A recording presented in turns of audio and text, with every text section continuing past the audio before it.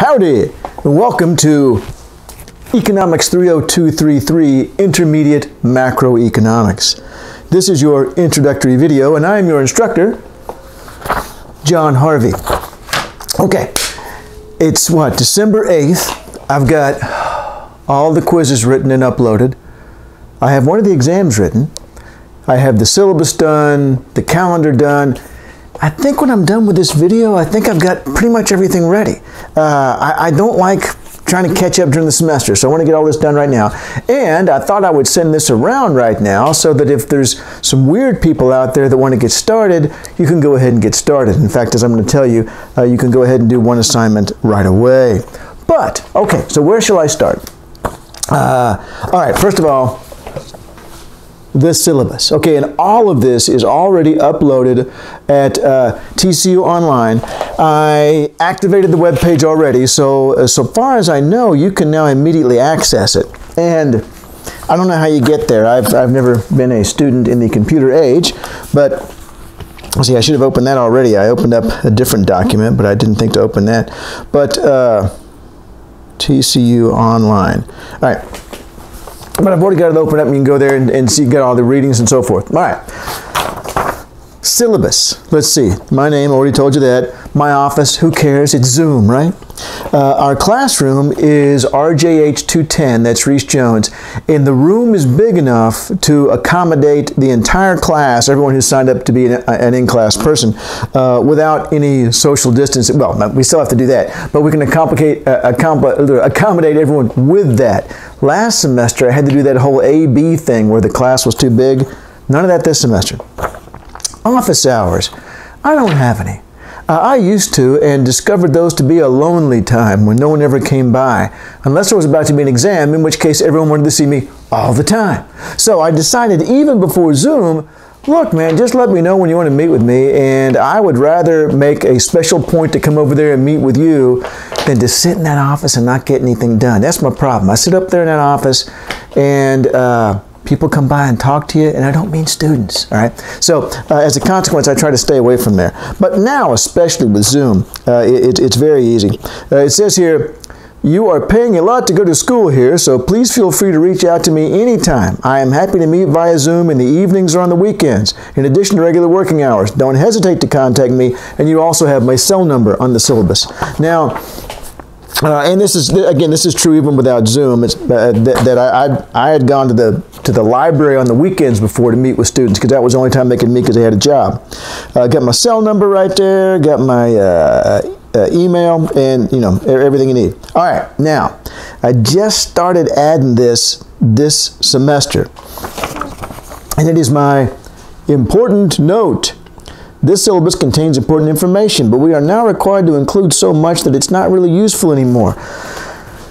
The syllabus is so long that as a student, I don't know that I would ever use it. I just bothered to print off the first 4 of 70 pages or whatever it actually is.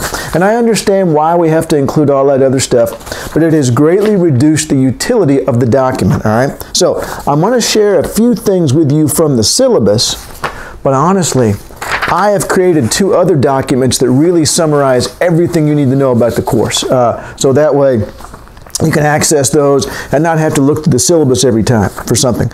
So, let's see. Final exam. I got the final exam date down there. Catalog description. Guess what? Macro's about macro. It is unemployment, inflation, interest rates. It's all the stuff that I really found the most interesting as a student and why I wanted to be an econ major. Learning outcomes. Now, they made us all, which has really worked out well, but they made us all take this intensive class over the summer. Every faculty, everybody who was going to teach a class on campus had to take it in order to learn how to teach online properly. Because even, you know, this is spring 2021, even now we're going to have some people who are entirely online. And it was really useful. But I followed their template for a syllabus because you had to, otherwise they wouldn't pass you. And so this is something from their template. You had to include learning outcomes. Well, I don't find that as useful. So I did include learning outcomes when I had to fill it out for a grade, but now that it's just for me and you, I included something else instead, and that is a concept that I learned about a couple years ago called remember to know goals, all right? And these are the things that I'm hoping that when the semester is over, these aren't things you just remember for the class anymore. These are things that just become part of your common knowledge, right? Things that you won't even remember one day where you learned them. And this is what I came up with, right? My 4 remember to know goals. Capitalism is inherently unstable and tends towards less than full employment. All right? It is an unstable system. Second, the behavior of physical investment spending contributes to the instability. All right? So it's the problem. And the behavior of the financial sector compounds that problem. And the government, however, can play a critical role in addressing and eliminating as much as possible that instability and can help us towards full employment. So those are the things I'm hoping by the end of the semester that you're going to understand. We're going to hit on those over and over and over. Prerequisites. At least 3 hours of economics, doesn't matter what 3 hours, with a C- or better. Reminder. Economics majors must earn a C- or better in this class to count it towards their econ degree, and this class is required of every econ major, all right? So you have to get at least a C- in here. I'll show you what my grades are in previous semesters here in just a moment, so that can give you some idea that most of class fails. Text. There is no text for the course. Okay, I got to stop and tell you about this. All right, so I had been using a book by a guy named Paul Davidson, and I will no doubt go back to it once coronavirus is over. But what I always told the class about this book was that, you know, man, it's a hard book to read. But that's why I'm here. I'm here to help you understand it. But it's the best book there is. In fact, I don't know of anything else that comes even close. So this is my choice. I can either assign an easy-to-read book that's wrong, or I can assign a hard-to-read book that's right. And I've gone with the latter. Well, because I feel like you need so much help in the classroom and so forth, and we're going to be there anyway, but I don't feel as comfortable that we'll be able to be as one-on-one or me on 30 as we usually are. So I didn't assign the book this semester. Because I wanted to be sure that you weren't sitting there at home reading through it. Last semester I had a student in Vietnam, and she's having to get up in the middle of the night to take the class, but B, just imagining her struggling through this book, I can't do that to people. So there are a couple of chapters that I still assign. But otherwise, we don't have a main textbook at all this semester. I instead typed up a bunch of materials myself for you to read along with, which is actually kind of handy. I'm going to use those from now on. Just a real quick note. Well, no, I'll get to that in a minute. We do have one book, though, to purchase, and it's way too expensive for how little it is, but man, it's a good book.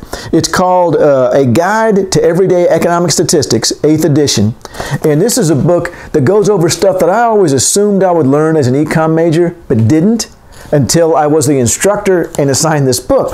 And it talks about things like how do they calculate GDP, when they announce housing starts, is that really all that significant? Is it a leading indicator, a lagging indicator, whatever? Whole book outlining all these individual economic statistics that I would, if I were you, and going to have anything to do with economics after you graduate, hang on to. I wouldn't sell this book. Of course, I also didn't have to pay $50 for a little dinky book like this.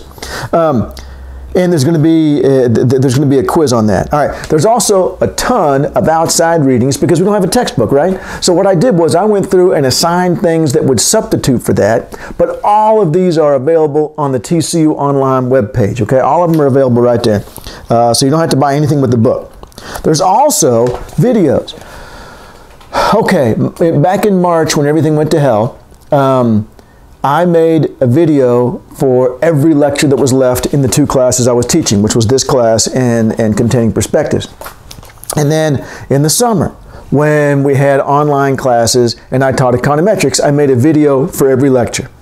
And then last semester, when I did International Monetary Economics and Containing Perspectives, I made a video for every lecture because I wanted to be sure you had a resource to where you didn't have to depend on, if you're online only, where you didn't have to depend on, watching the Zoom. Because honestly, when I sat here earlier today, I was going over graphs and stuff like that. I videoed it. We have a playlist on YouTube where you can go and look at all the lectures right now. But I can sit there and organize it much better than I can in the classroom. Now, what we lose in the classroom is the spontaneous interaction, which is really helpful. But now you have a permanent record of all the lectures and a record that doesn't depend on me remembering to hit record on the Zoom, right? So we also have a list of videos for all the lectures, and I'll talk about those a little bit more in a minute. Again, all of this already available at TCU Online. Okay, assignments. What I used to do is 3 exams. That was it. 30%, 30%, 40%. And man, this took some real soul searching over the summer. I tried to think, how am I going to do this when we've got people just online? There were a number of problems with my system that I used during normal semesters that just wouldn't work during a COVID semester. And so one of the things I decided to do was a bunch of small assignments instead of a couple of big ones, all right? That way, if you get sick, which we had several people in my class last semester with COVID, then even though, obviously I'm going to cut you some slack in, making up the assignment and so forth, but you're still not at your best. Well, if you're not at your best on an exam that's 30% of the grade, that's kind of a big deal. If you're not at your best on a quiz that's 5% of your grade, it's not the end of the world. So what we've got instead of 3 exams is 9 quizzes that add up to 45% of the course. So we've got 5% on each one. 3 exams still, but instead of 30, 30, and 40, they're 15, 15, and 20. And 5, count them, 5 reflections where I ask you crap like, how's it going so far? Hey, what's up? And then if you answer it, you get a free point. So 5 points of the 100 points of the course are just on you responding to these reflection things, that was one of the things I learned from that course they made us take on teaching online during the summer.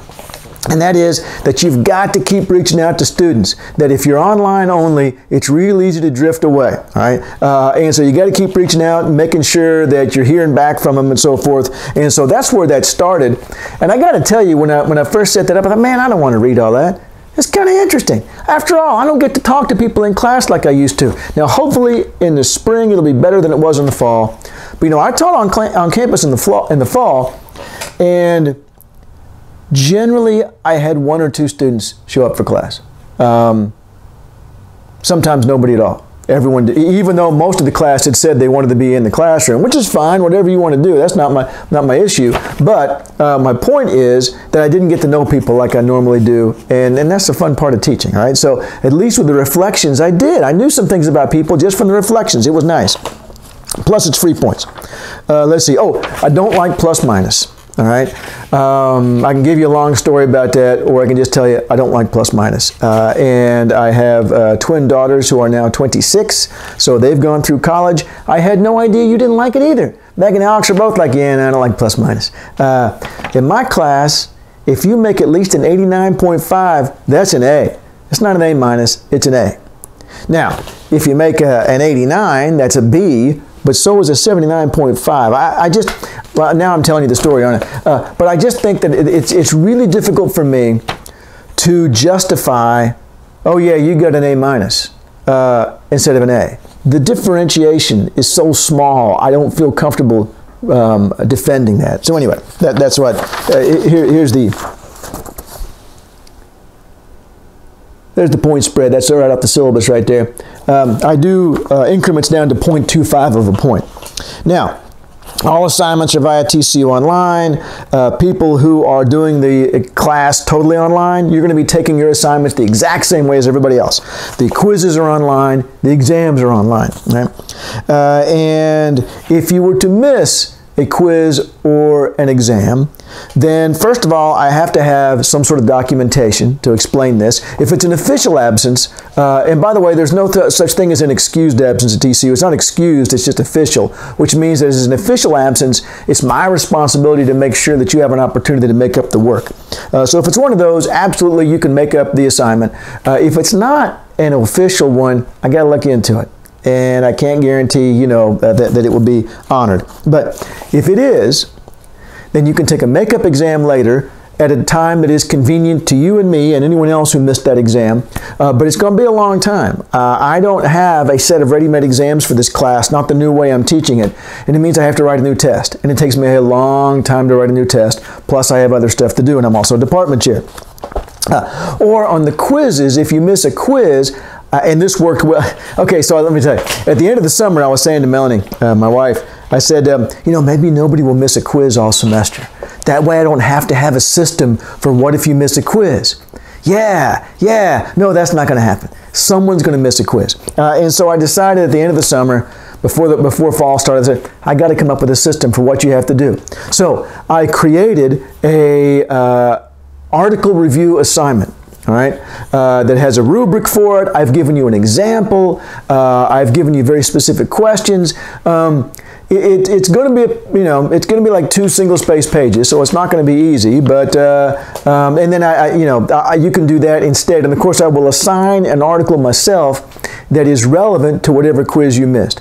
It's better to just take the quiz because the quiz is also going to get you ready for the exam. And if you have to do the article assignment, you're still going to do the background research you would have had to have done for the quiz. So anyway, but it's all set and ready to go. Worked really well last semester when I had to use it. Let's see.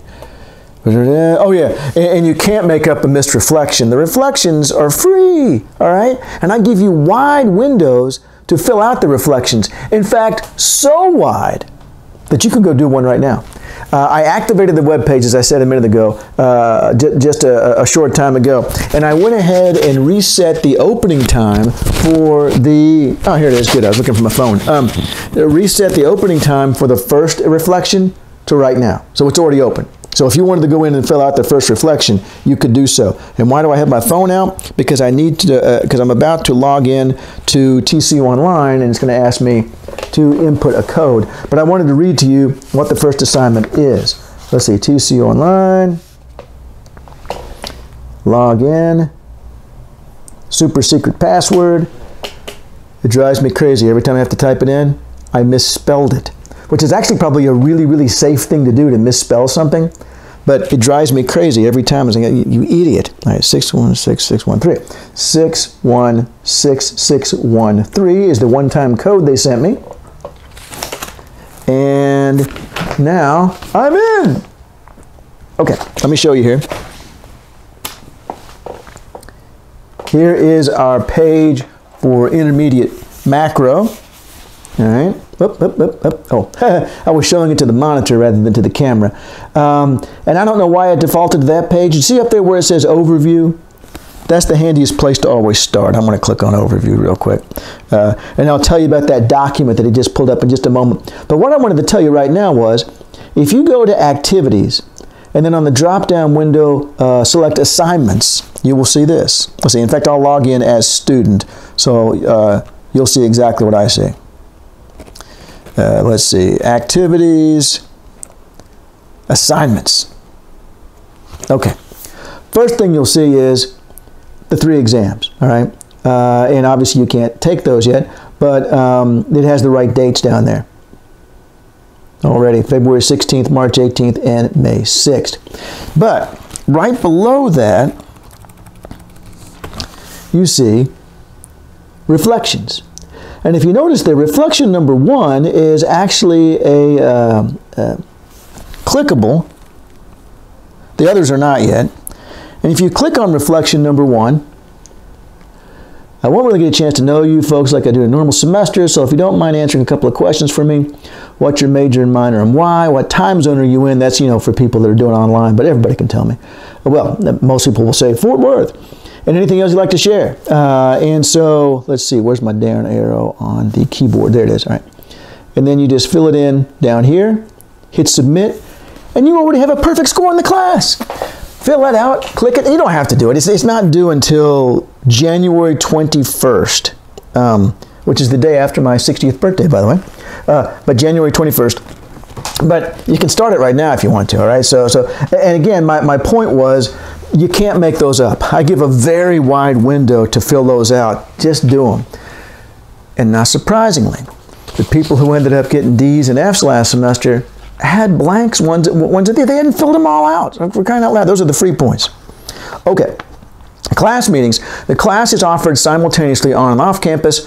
While we will be meeting and lecturing, I also have all the videos already on YouTube, and you can I'll show you all about that in a minute. And I have the YouTube, in the syllabus, I have the YouTube playlist link right here under class meetings. But again, you're never going to need the syllabus again. I've summarized everything on these other two documents. But anyway, let's see here. Class meetings are simultaneously broadcast on Zoom, which I hope to record. I mostly remembered last semester. And the Zoom link is on the overview document. There are two places on the web page that are going to be really important to look at: overview and how to study. All right. But anyway, I'll get to that in a second. Attendance and engagement. I operate on the assumption that everyone in class is an adult and can therefore choose rationally regarding whether or not to attend, but you also have to accept the consequences if you don't attend. I have many semesters stopped and calculated grades and attendance and this sort of thing.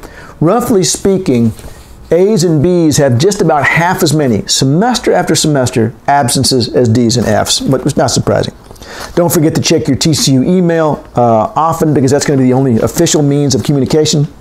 And then the rest of the syllabus has stuff that we usually talk about, academic honesty and so forth, which I will talk about on the first day of class, but I'm not going to do that in this little introductory video. I will talk about, however, here, where it says John Harvey's academic honesty, because that's something that you don't often hear about. They're always saying, hey, you don't cheat. What about me? I'm in the easiest spot to cheat. And the way I could cheat is I could treat somebody in class differently than the way I treat you. And that really, really bothers me. I really work hard to make sure that everyone is treated the exact same way. And so there's a little section on it right there, okay? There's a little section on me trying to make sure that I'm just using the same assignments as everybody else, grading them the same way. The quizzes are all graded by the computer. I'm not grading them, all right? And the exams, when you submit them, the computer assigns you a random number, and I don't know whose test I'm grading, all right? I won't know whose test I'm grading until I have uploaded all the grades via the anonymous. It'll be like user number 3, user number 17. I'll upload those grades like that. Then I will hit, I think, publish grades or something like that, and only then will I know whose exam was whose. And that's wonderful. That's exactly what we want. On the reflections, I'll know it's yours, but it's a free point. Okay, so that's everything I wanted to cover in the syllabus. But I told you that there are two documents that, because the syllabus has become so unwieldy in our litigious world, and I understand why. I don't have a complaint about it. But in fact, let me tell you how long the syllabus is. Let me go to it here. Course syllabus. I'm still logged in as a student. Well, that works out well, actually. All right. Let's see how many pages this sucker is. And this is, by the way, it's only 12 pages. You know why? Because another professor gave me the great idea of, on the stuff that you have to include on all the syllabi, just include the link. I'm supposed to include TCU's network and computer usage policy? Well, I've seen other people, and this is what I would have done, include it on there. Well, then you end up with like a 30 or 40 page syllabus. So I included the links. That worked out. I asked the Kaler Center, which is our teaching center, is it okay for me to just include the links? And they said, sure. So mine's 12. It's not terribly bad, but honestly, past page about 6 or so, there's not much to read. All right. So like I said, last semester I decided to make life simpler for you by coming up with two documents. Let me just slide my chair up here. Two documents that will summarize all the important stuff for the rest of the semester. Okay, so here's the web page for the class. Now I'm still on syllabus right now. Click on Overview. All right, don't mind if I do. And that is the most important document for the rest of the semester. All right, that document right there, and I printed off a copy so I can show you easier. That document right there has the semester-long Zoom link. It has the YouTube playlist right there if you want to go watch the videos. I'll tell you about those in a minute. Then it has the entire calendar for the rest of the semester right there on one page. And that's all it is, just a one-page document. You can see that reflection number 1 is due on January 21st. And you can see we have quizzes on the 26th, on the 2nd, and on the 9th, and so forth. There's an exam on the 16th. Don't come to class on the 16th. I mean, I'm not going to be in there. You can if you want to be. but the exam's online. The quizzes are going to start, the quizzes are going to be online, of course. You can come to class to take the quiz if you want to, but you don't have to, all right? But there will be class after the quiz. You can see over here it says we'll start about 8:20, right? Let's see, and then there's a final exam down there. So this document right here just summarizes everything very quickly for you for the rest of the semester. So that was overview. The second document that I created in this era of coronavirus, let me go back to this again. You can see over there on the left-hand side, bookmarks, I don't know what that means. Course schedule, I don't know what that is. I don't use it.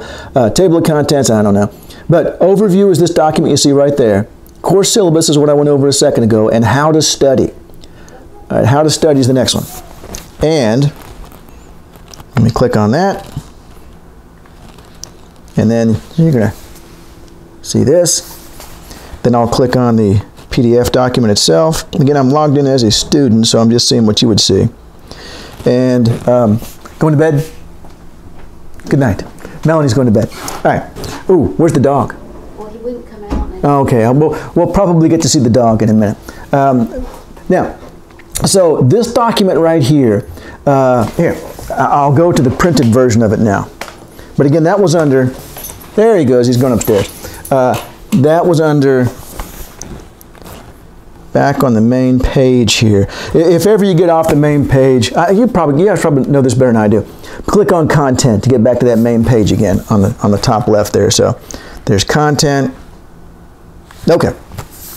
And so that was, of course, the how to study document. I'll get to the readings and so forth in a minute. And as I said, let me now show you the printed version of it so I don't have to keep holding the computer up.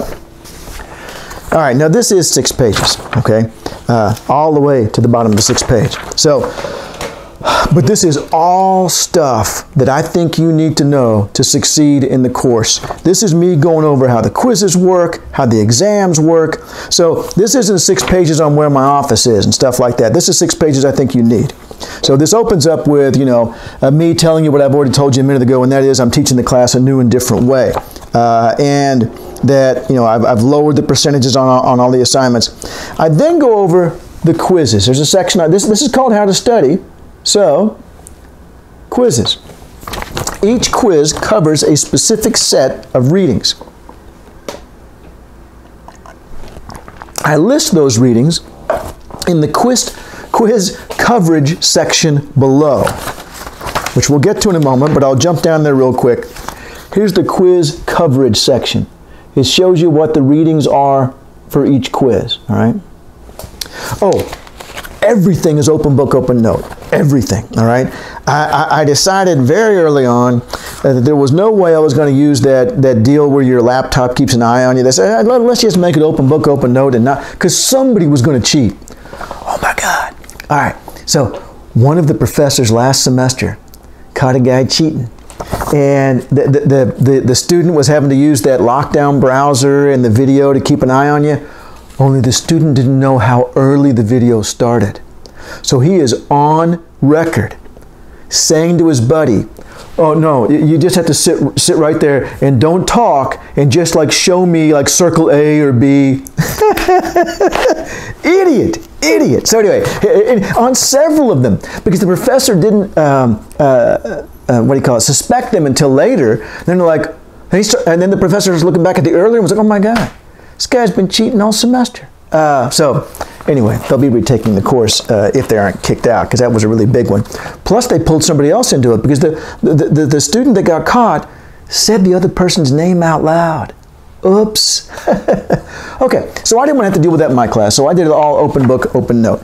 That's one of the funniest cheating stories I've ever heard. All right. Open book, open note. And as I said, the quizzes, it lists out for each one what the appropriate readings are. Now the quiz rather, is going to scramble the questions. It's going to scramble the answers so that everybody's quiz is going to look the same. And plus there's a pool of similar questions. So it'll be very, very similar. But also, it's only going to give you one question at a time. I'm going to go into why in just a minute. One question at a time. You answer that one, move on to the next one. You can't go backwards, all right? So it's going to be mixed. Well, it's for cheating, all right? That if the if the quizzes all went in the same order with the same, it'd be easy to get on the phone and talk to somebody else. It's terrible how much we have to do just to stop those people, all right? But I know from the honest members of the classroom, they want them stopped. So anyway, it's going to mix up the questions for every student's quiz, and it's going to mix up the answers on every student's quiz. Now let's see, how to study for this. How do you study for this? Well, what I say here is that you've got to outline the reading. Let's take an example here. Let's take quiz number 2. And I mentioned to you that I typed up a bunch of stuff myself because I wasn't using the book this semester. And you'll see here on quiz number 2, the leakages and injections handout, the income multiplier handout, and an introduction to post-Keynesian economics. And it tells you here, look, just skim the section on the labor market, but then read closely the section on reframing and voluntary unemployment. And before I proceed, let me show you where those are. See readings right there? I'm going to click on readings. And what you will notice is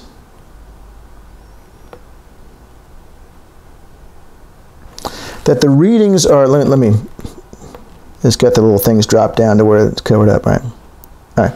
What you will notice is that not only are the readings there, but I've already marked for you which quiz they are. So you haven't got to go back and double check and double check. I'm a big believer in repeating things 10 times in the classroom so you guys don't have to look for it, all right? Because it saves me trouble, to be honest with you. So those are the 3 readings for quiz 2. There's the 2 readings for quiz 3.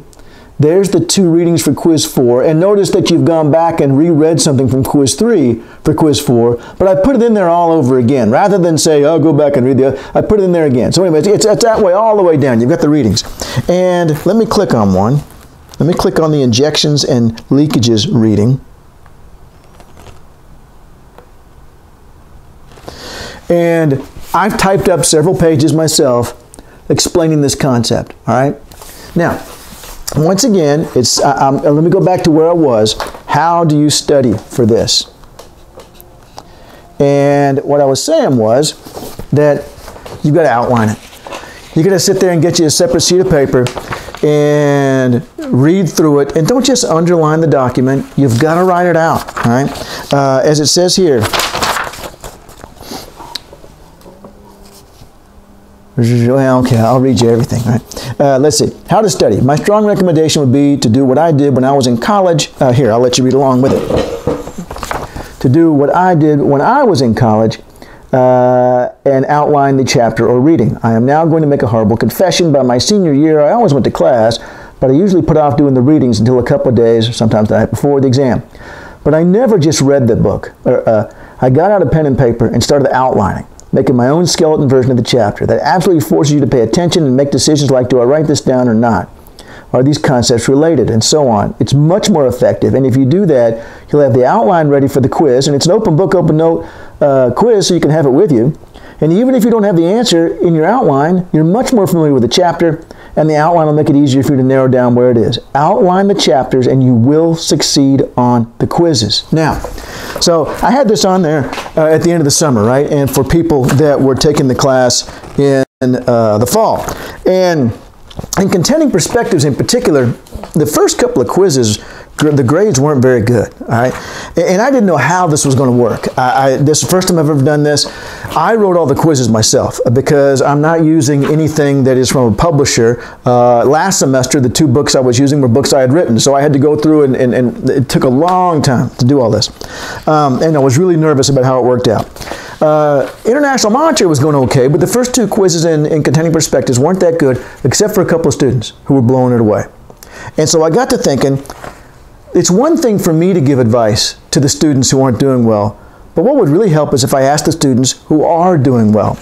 And that's what I have summarized for you here. There were about 5 of them that were making A's so far on all the quizzes, all 5 of whom still had an A when the semester was over for the class. Right, so through two quizzes, remember there's 9 quizzes, 3 exams, and 5 reflections. Through 2 quizzes already, they were making A's, and they made A's for the rest of the semester. But here's what those students said to me. student number 1, who ended up with the highest grade in the class, a 97 average, that watch all the YouTube videos on double speed. All right, now that's something I learned from my daughter Alex, who is a TCU grad and is now in law school. And she, last semester when she was also COVID bound and watching all her professors on YouTube, said, you can speed it up. And so, I mean, you can still understand me at even double speed. I just sound kind of like an elf. And also, YouTube automatically creates captions. Now, it's not always exactly right, especially when it's a technical term, but it helps a lot. So you don't have to spend an hour on an hour-long video. You can speed it up, and if you need to still slow it down, you can slow it down. All right, so anyway, she said she watched them on double speed the week before the quiz, taking notes in a notebook, highlighting. She came to the live lectures, adding anything that wasn't there, reading the corresponding chapter. Now this, in Contending for Sectors, there was a book is all there was. And so that's when people are referencing the book in here, that's what they're talking about. Outlining it in OneNote and Microsoft Office Suite, highlight. There's little wonder why this person made a 97 on all the quizzes. That is a group study group, going to bed the night before the quiz, before midnight, waking up, going back up. Student number 2, these next 2 people tied for the 3rd highest grade in the class. I've been doing what you told us to do. Pay attention in class, actually read the assigned material, take decent notes on the material, though not the greatest. And I have the material open while I'm doing the exam so that if an answer is not in my notes, I have the material to search through to find it. In my opinion, it's not that difficult. And then this person here, I really like what student number 3 had to say here at the very end. Studied the chapter twice, first time did this,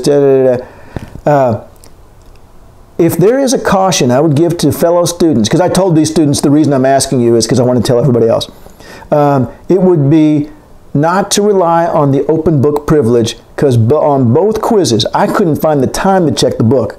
So it helped that I'd thoroughly read the chapter. Absolutely. You can't say to yourself, it's open book. No, you're going to pretend like it's not going to be open book, all right? And then you're going to make an A, all right? But my experience, this is my 34th year at TCU, my experience is the people who, well, it's okay if I just get a C. They don't get a C. They get a D or an F, all right? You can't shoot for a C. You can shoot for an A. And you can shoot for an F, I suppose. But you've got to take it seriously. The quizzes, each one's 5% of your grade. Think about this. This might be frightening. What if you get a 0 on a quiz? Well, now the best grade you can make in the class is a 95. And somebody that made a 0 on a quiz is not going to make a 95. All right, so you've got to be sure you're prepared for the quizzes. I really like the way the quizzes worked out, by the way. People were much more familiar. I normally didn't expect people to have read anything until the exam came up. It was really nice that people were actually keeping up during the semester. I think people took much more away from the class. I think I might do quizzes from now on. Okay, here's quiz coverage, all right? So, what do you study for quiz 1, 2, and 3, and so forth? All right, now the very first thing I point out under quiz coverage is in red, the quizzes are not over the videos.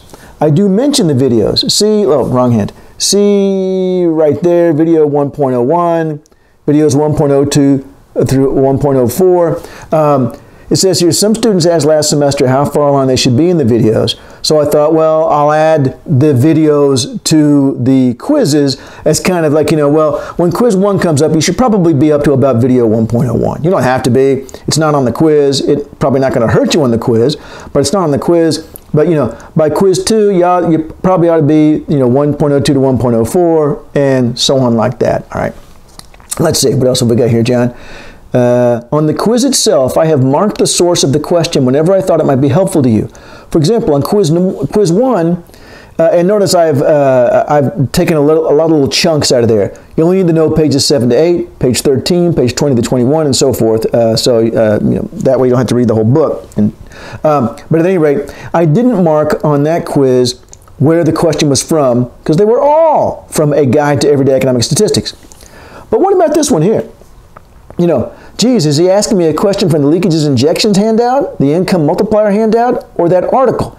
Now, I could have left that to you, but I thought, no, I'm not going to do that to you. So every single question on that quiz begins with Leakages and Injections question, Income Multiplier question, or Intro to PK Economics question, something like that, so that you know where it's from, all right? Last, all readings except the economic statistics books are available, as I've already shown you. And I've already shown you that the readings are listed by quiz number for your convenience. So, you've already got the dates for all the quizzes here on the overview page. And then on this page, you go through and see, what do I need to know for that quiz, all right? And again, open book, open note, take good notes, all right, or you will be screwed. And intermediate macro is a difficult course, okay? Intermediate macro and micro are the first classes where we're really trying to hit you with something more along the lines of what we would do as economists. The intro classes are introductory. They're not for economists. This is for economists. This is for economists. It's a lot more challenging. I'm happy to tell you as your instructor that I made an A in both intermediate micro and macro, but it was close. I was worried, very worried on both of them. In fact, I thought I had a C in macro. I think I mentioned this in one of the other videos I was doing earlier. But in Dr. Mayhew's class, she's asking me these questions on the exam. I thought, I don't know. Why ask me? So I kind of made something up, right? I was right. Apparently I was clearly meant to be an economist. All right. So then we have, after each quiz, we then have, look, exam 1 and coverage explained below. All right. So I'll tell you about the exams in just a moment. More of the same here. Quiz 4, there's the readings. And then the videos, there's a couple extra notes here. I need to tell you a little bit more about the videos in a minute. But anyway, quiz 5, quiz 6, exam 2, quiz 7, quiz 8, quiz 9, and then time limit on quizzes. Let's see, I believe my phone just vibrated. I'm blocking access to the kitchen. Well, hello. Hi. To the kitchen right now, so nope, it's not somebody trying to get out of the kitchen. Come here, you big dummy. All right. He featured prominently in several of the videos I took earlier today because he wanted to sit on my lap. All right, so now let's see. A time limit on quizzes, all right? You have 15 minutes to answer 10 multiple choice questions. And I wanted to explain to you how I came up with that. First of all, I practiced taking the quizzes myself. Now, naturally, I know the answers, but I tried to, sort of like look for answers, read the questions really closely. It never took me even 5 minutes. So I thought, well, let's triple 5 minutes. So I went with, 15. Then I looked up on the scholarly literature on how long should a college student have on a multiple choice exam, and they said about 45 seconds per question was ample time if you have studied. Well, 45 seconds a question on a 10-question exam is 7.5 minutes, so I doubled it. I made it 15. I also didn't want to give you too much time because I wanted to make sure you had actually read the readings. I mean, think about this. What if I gave you 6 hours to take the quiz? Well, shoot, you don't even bother to read the assignment until you've taken the quiz. And then you're not really reading the assignment anymore. Now you're just looking for the answer. And I don't want that. I want you to read the assignment, not knowing what I'm going to ask you, but I'm going to let you use the article and an outline on the quiz. Also, the last reason is, again, academic dishonesty. The more time you give people, the more they can coordinate with each other. And I mentioned this in here. I caught 4 people in spring 2020 after COVID when we weren't going to fail anybody. I mean, unless you, went and punched the professor in the face and it left a mark, we weren't going to fail anybody. Well, I did, 4 people, because I caught them cheating. And it's like, man, why did you do this? And it is so disrespectful to everybody else in the class and to me. And so, with a time limit, it's much more difficult. Isn't that right, Coble? All right, and I say here in this paragraph, I'm so sorry to have to create so many inconveniences for the honest people, but that's the way it is. All right, last page. Oh, reflections. Reflections are free points. I've already told you about that. Last page, the exams. All right. Now, while the quizzes are making sure you read the chapters, the exams will go much deeper. Do you not only know the concept in question, but can you also apply it to a unique situation or show how changing an assumption will alter a conclusion? Exams will still be based on the same material as the quizzes, but probably more heavily on the videos. Now, during the fall semester, this is how I did the exams, and it didn't work, all right? Well, on exam 1, it didn't work. I fixed it after that. I just kind of gave people a general idea. This exam is going to be on this topic, this topic, this topic. And it was too difficult for me to be so vague relative to the fact that I was going to be asking some very challenging questions. Right? So from exam 2 on, what I did was I told him very specifically, there's going to be a question on the institutional school of thought where you're going to have to compare some concept that they talk about to what the post-Keynesians say. All right, so that way you're like, okay, I have it in my head kind of what the question is going to be about. I know where to focus my studying. I did that on exams 2 and 3, and it worked much better. I also did this. I also put on some non-challenging ones. I put on some ones in there where, hey, you just got to look it up in the article. This one isn't asking you to go beyond what's in the article or in the reading or on the lecture. It's just asking you to figure out what was there, not to go beyond it. So I've got some of those included. Enough to where, if you get all the non-challenging ones correct on an exam, and you screw up the challenging ones as badly as you can possibly screw them up without leaving them blank, you're going to get a 75. All right, so a 75%. So that's built into every exam. And it worked much better. Again, still open book, open note. You'll download the exam from TCU Online the morning of the test. You'll fill out that document. And then the system, as I told you, will assign you a random number. And I won't know whose test it is until the end. I also thought it might be handy for you to see, excuse me, sorry, for you to see what the top of an exam looks like. Instructions. Please answer the following questions after your answer here, after the your answer here prompt. Remember, all exams are open book, open note, just not open another sentient being. Answer the test on this page, and please do not include your name or convert this to another format. Oh my God, do not convert it to another format. People kept doing that. I need it to be in Word for a variety of reasons. And late exams lose 10% of the possible points per 10 minutes, and that never ever happened. Exams are set up so that, and this is right on the exam right there, and then I also include my cell number. Call me or text me with questions, which people did during the exams. I'm not sure what you're asking on this one, that sort of thing. Since I'm not there in the classroom with you, I wanted to make sure you had that opportunity. Okay, we're getting close to done. It's been 46, almost 47 minutes now. And I'm being growled at, and I'll tell you why. He's hungry. Let's see. I may have to pause and go over there in a minute. So let's see. What is it, buddy? Let me show you next what the grades were over previous semesters. And I'll tell you what I'll do. I'll set this right here. And I'm going to run over there and feed him real quick. I don't want to... I know what you're thinking. Why don't you just pause the video? Well, then it turns out to be a pain in the neck to merge it with the other video, that sort of thing. So, here, let me do this. While I'm gone,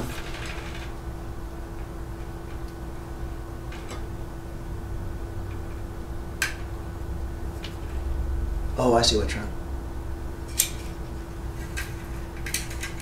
There we go, right there. Okay. And let me turn the laptop a little bit. Those are all the grades in intermediate math. Oh, actually, let me do this. Shift F5. There, that's better. All right. All the grades in previous semesters. Now I need to zoom back out a little bit. In this class. Okay, hang on. I've got to feed the dog real quick.